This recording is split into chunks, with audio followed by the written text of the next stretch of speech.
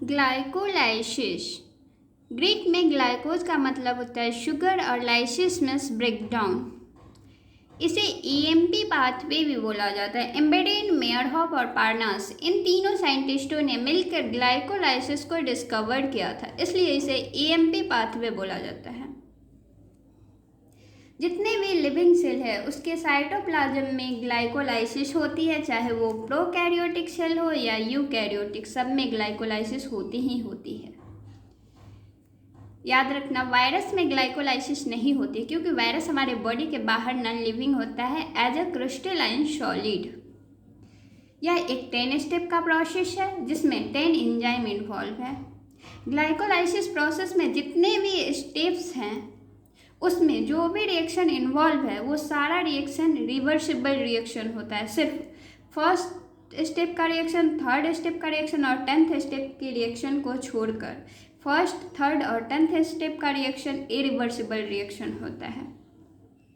Reversible reaction जैसे कि reactant से प्रोडक्ट बना, ए से बी बना तो बी से ए भी बन सकता है, प्रोडक्ट से रिएक्टेंट्स भी बन सकता है। इरिवर्सिबल रिएक्शन में रिएक्टेंट से प्रोडक्ट बनेगा लेकिन प्रोडक्ट से कभी भी रिएक्टेंट्स नहीं बनेगा। ए से बी बनेगा, बी से ए नहीं बनेगा। किसी भी प्रोसेस को कंट्रोल करने के लिए इरिवर्सिबल रिएक्शन की ज़रूरत होती है। रिवर्सिबल रिएक्शन कभी भी किसी भी प्रोसेस को कंट्रोल नहीं कर सकता है। तो ग्लाइकोलाइसिस में जो कंट्रोल होती है वो first step, third step and 10th step में होती है। उसमें भी मेन कंट्रोल थर्ड स्टेप पे होती है। ग्लाइकोलाइसिस में ग्लूकोज का पार्शियल ऑक्सीडेशन होता है। ग्लूकोज का जब कंप्लीट ऑक्सीडेशन होगा तो CO2 और H2O बनेगा, लेकिन ग्लाइकोलाइसिस में कहाँ कहीं CO2 बनता है। देखो, अल्कोहल जब ऑक्सीडाइज होगा तो एल्डिहाइड और कीटोन बनाएगा। एल्डिहाइड और कीटोन जब ऑक्सीडाइज होगा तो बनाएगा कार्बोजेलिक एसिड। कार्बोजेलिक एसिड के फर्दर ऑक्सीडेशन से CO2 और H2O बनता है। ठीक है, तो ग्लूकोज क्या है? पॉलीहाइड्रोक्सी एल्डिहाइड और कीटोन ही तो है। तो इसको ऑक्सीडाइज करेंगे तो एसिड बनेगा, लेकिन एसिड पे ही रुक जाएगा ग्लाइकोलाइसिस में। कभी भी एसिड का ऑक्सीडेशन ग्लाइकोलाइसिस में नहीं होती है। और इस ऑक्सीडेशन से जो एनर्जी निकलेगा उसे सेल यूज करता है। तो चलो आगे हम देख लेते हैं ग्लाइकोलाइसिस का 10 स्टेप प्रोसेस को। देखो, फर्स्ट स्टेप में ग्लूकोज कन्वर्ट हुआ ग्लूकोज 6-फॉस्फेट में। यहाँ हमें लगी एक ATP मॉलिक्यूल और hexokinase enzyme magnesium ion as a cofactor, और ग्लूकोज कन्वर्ट हो गया ग्लूकोज 6-फॉस्फेट में। ग्लूकोज के 6th पोजीशन पे आकर फॉस्फोरस ऐड हो गया बस। सेकेंड स्टेप में ग्लूकोज 6-फॉस्फेट कन्वर्ट हो गया फ्रक्टोज 6-फॉस्फेट में। ग्लूकोज 6-फॉस्फेट और फ्रक्टोज 6-फॉस्फेट एक दूसरे का आइसोमर्स है और यहाँ पे एंजाइम लगेगा फॉस्फोग्लूको आइसोमेरेज।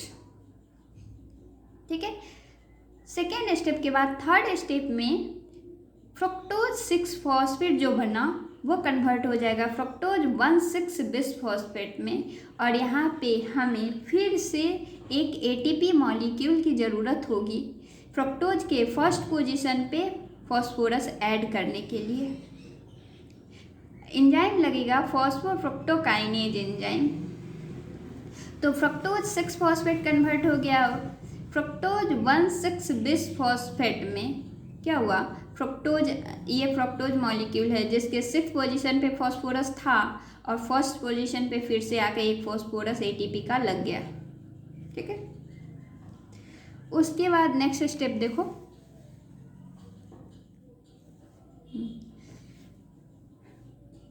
फ्रक्टोज 1,6-बिसफॉस्फेट 4th स्टेप में इसका ब्रेकडाउन हो जाता है एल्डोलेज एंजाइम के प्रेजेंस में, और यह 3 कार्बन का एल्डिहाइड और कीटोन बना लेता है। ये एल्डिहाइड और कीटोन एक दूसरे में इंटर कन्वर्टेबल है। 3-फॉस्फोग्लिसरल्डिहाइड और डाईहाइड्रोक्सी एसीटोन फॉस्फेट, ये कीटोन है, ये एल्डिहाइड है। जैसे ही एल्डिहाइड का ऑक्सीडेशन होता है तो यहाँ पे इक्विलिब्रियम डिस्टर्ब होती है और ये ketone dihydroxy acetone phosphate 3PgL में कन्वर्ट हो जाता है। 3PgL के ऑक्सीडेशन से ढेर सारा एनर्जी निकलती है, ठीक है, और इस एनर्जी का यूज करके NAD+ रेड्यूस हो जाता है NADH में। NADH में रेड्यूस हो गया NADH में NAD+, और जो एनर्जी बचती है उस एनर्जी का यूज करके ये 3-फॉस्फोग्लिसरिक एसिड एक और फॉस्फोरस ऐड कर लेता है अपने फर्स्ट पोजीशन पे, तो बन जाता है 1,3-बिस-फॉस्फोग्लिसरिक एसिड।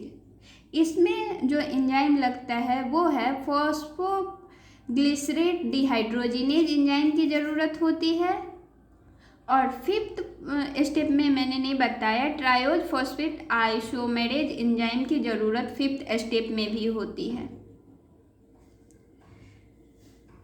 जब ये 3PgL 3-फॉस्फोग्लिसरल्डिहाइड का ऑक्सीडेशन हुआ है और NAD+ का रिडक्शन हुआ है, फिर बचा हुआ एनर्जी से ये 3-फॉस्फोग्लिसरिक एसिड जो बना है ऑक्सीडेशन से वो एक और फॉस्फोरस ऐड कर लिया तो 1,3-बिस-फॉस्फोग्लिसरिक एसिड बन गया। 7th स्टेप में ये एक फॉस्फोरस जो ऐड किया है वो निकाल देगा और वह दे देगा ADP को, और ADP ATP बना लेगा फॉस्फोग्लिसरेट काइनेज एंजाइम के प्रेजेंस में, और वो 1,3-बिस-फॉस्फोग्लिसरिक एसिड कन्वर्ट हो जाएगा 3-फॉस्फोग्लिसरिक एसिड में, ठीक है। 8th स्टेप में ये पोजिशनल आइसोमर्स बनाएगा। 3-फॉस्फोग्लिसरिक एसिड 2-फॉस्फोग्लिसरिक एसिड में चेंज हो जाएगा, बस फॉस्फोरस का पोजीशन चेंज कर लेता है। ये म्यूटेज या आइसोमेरेज एंजाइम के प्रेजेंस में होता है। 9th स्टेप में होता है 2-फॉस्फोग्लिसरिक एसिड इनोलेज एंजाइम के प्रेजेंस में एक वाटर मॉलिक्यूल्स निकाल देता है अपने मॉलिक्यूल से, और वो चेंज हो जाता है फॉस्फोइनोल पायरुवेट में, इनोल में चेंज हो जाता है और जिसे PP बोला जाता है। 10th स्टेप में फॉस्फोइनोल पायरुवेट पायरुविक एसिड में चेंज होता है, जो कि एक कीटो एसिड है, पायरुवेट एंजाइम के प्रेजेंस में होता है। और जैसे ही फॉस्फोइनोल पायरुविक एसिड में चेंज होता है, ये फॉस्फोइनोल पायरुवेट का फॉस्फोरस ADP यूज करता है और ATP में कन्वर्ट हो जाता है। देख लो, एक मिनट, सॉरी मैंने नहीं दिखा पाया नीचे का नोट्स। ये फॉस्फोइनोल पायरुवेट पायरुविक एसिड में कन्वर्ट हो गया, जो कि एक कीटो एसिड है, और एक ATP मॉलिक्यूल यहाँ पे निकल गया। हमें सारा एंजाइम नहीं याद करना है, हमें बस फर्स्ट स्टेप का एंजाइम याद करना है हेक्सोकाइनेज, हमें उसके बाद याद करना है 3rd स्टेप का एंजाइम फ्रुक्टोकाइनेज, और 7th स्टेप का एंजाइम याद करना है। एक मिनट दिखा दे रही हूँ, फॉस्फोग्लिसरेट काइनेज, और 10th 4 एंजाइम याद कर लो, काफ़ी है। पायरुवेट काइनेज, बस 4 एंजाइम का नाम ही याद कर लो, काफ़ी है। इसमें क्या हुआ, यहाँ पे हमें इन्वेस्टमेंट हुआ 2 ATP मॉलिक्यूल का, 2 ATP मॉलिक्यूल को इन्वेस्ट किए, एक फर्स्ट स्टेप में एक 3rd स्टेप में, और हमें गेन हुआ 4 ATP मॉलिक्यूल का। जैसे कि यहाँ पे 2 मॉलिक्यूल बना, ग्लूकोज टूटकर एल्डिहाइड और कीटोन बना 3-3 कार्बन का, और एक एल्डिहाइड 2 ATP दे रहा है हमें डायरेक्ट, एक 7th स्टेप में और एक 10th स्टेप में। तो एक एल्डिहाइड, फिर एक कीटोन भी तो एल्डिहाइड में चेंज होगा, तो ये भी तो 2 ATP देगा, तो 2 ATP ये देगा, तो 4 ATP का गेन हुआ। 2 से 2 ऊपर इन्वेस्ट हुआ था वो कैंसिल हो गया, तो नेट गेन कितने का हुआ, 2 ATP का गेन हुआ।